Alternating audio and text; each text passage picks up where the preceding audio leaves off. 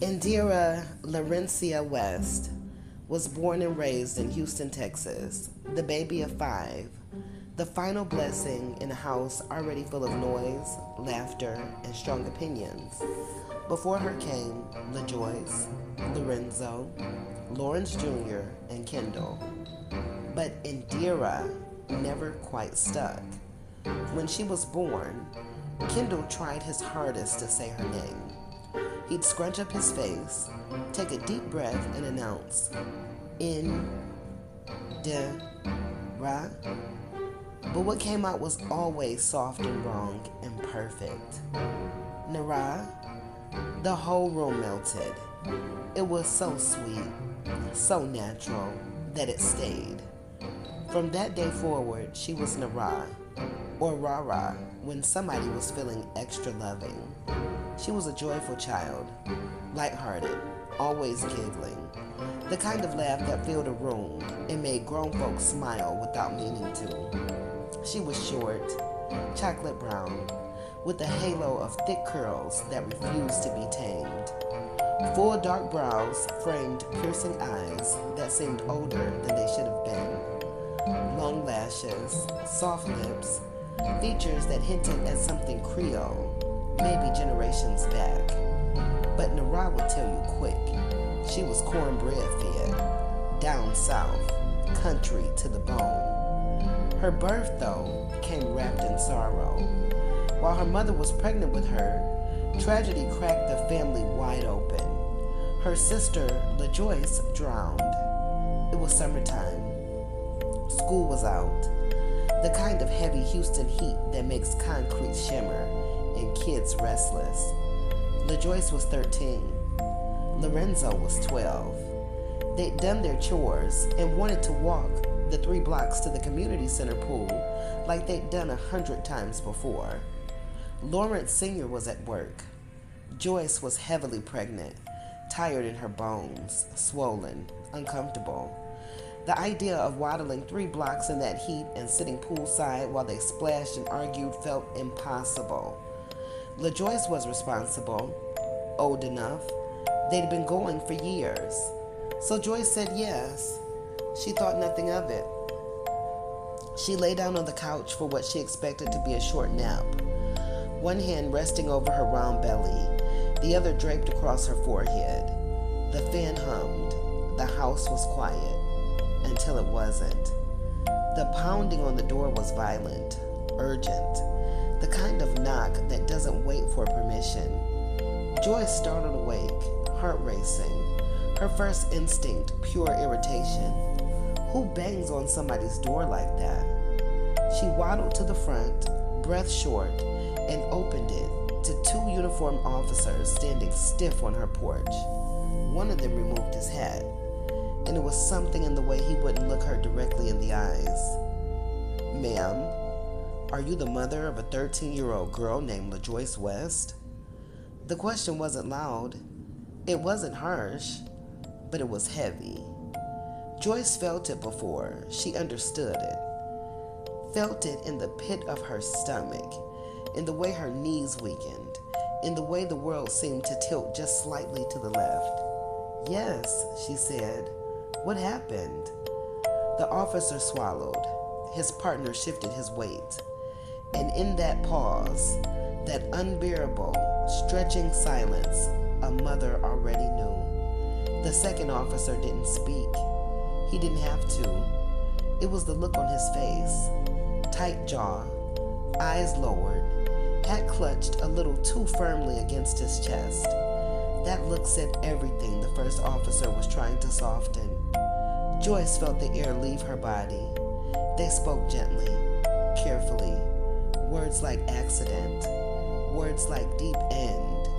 Words like we did everything we could. But there are no gentle words strong enough to hold a mother upright when you tell her her child is gone. Joyce screamed. Not the dramatic kind you see on television. It was guttural, animal, a sound that came from somewhere ancient and tore through her chest on its way out. Her knees buckled, and the officers caught her before she hit the floor. From that day forward, the house felt different. The laughter was gone. The walls felt wider, colder. Joy sank into a depression that wrapped around her for the remainder of her pregnancy. She moved slowly, spoke little, ate because she had to, slept because she couldn't bear to be awake. Guilt became her shadow. If she hadn't been so tired, if she hadn't been so swollen, if she had just walked those 3 blocks, LaJoyce would still be alive. And the baby inside her belly became both comfort and accusation at the same time. Ironically, the family clung to the coming birth like a lifeline. They had been expecting another boy. After 3 sons in a row, Joyce was certain this one would be the same.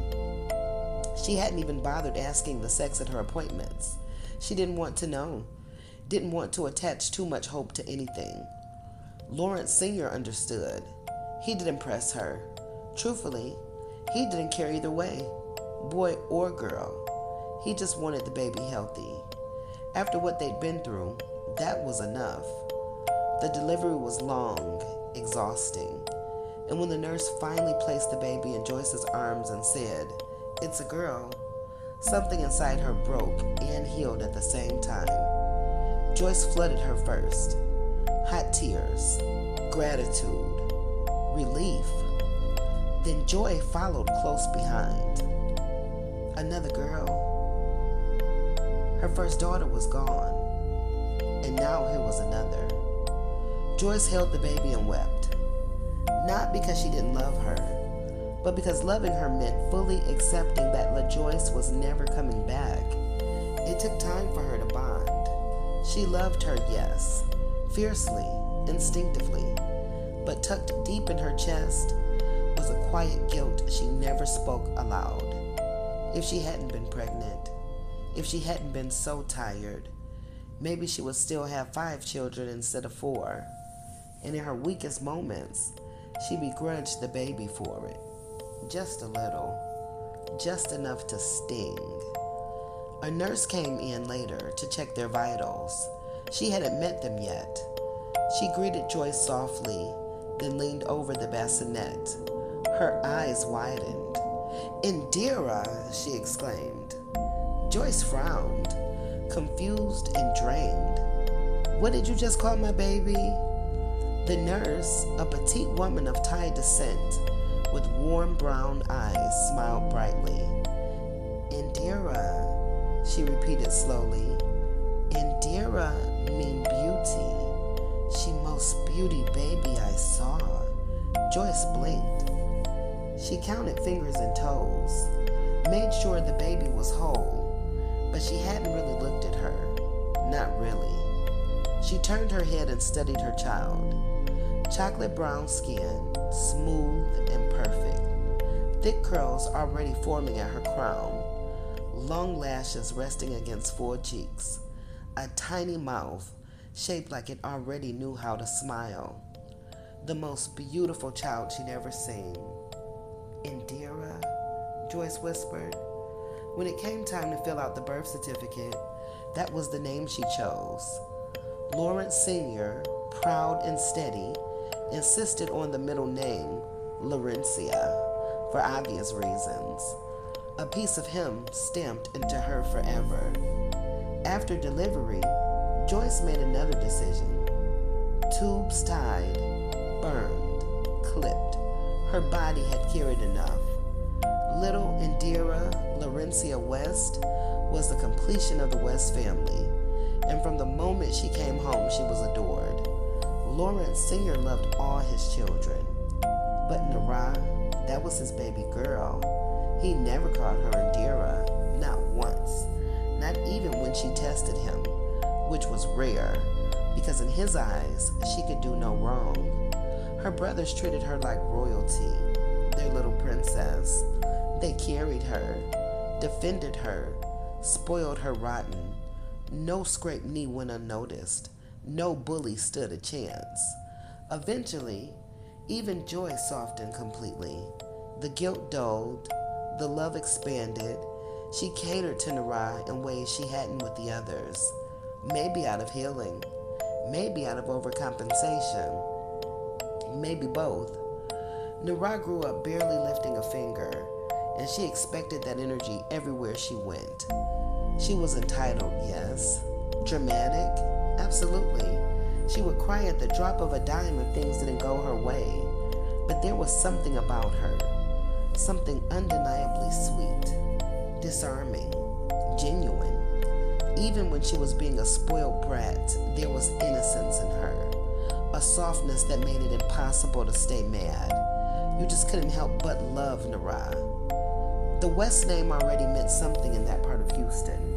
Before Nirah ever stepped foot inside of a classroom, the bells had already rung. Teachers remembered. Coaches remembered. Principals definitely remembered. So whether she liked it or not, Nirah West was automatically somebody.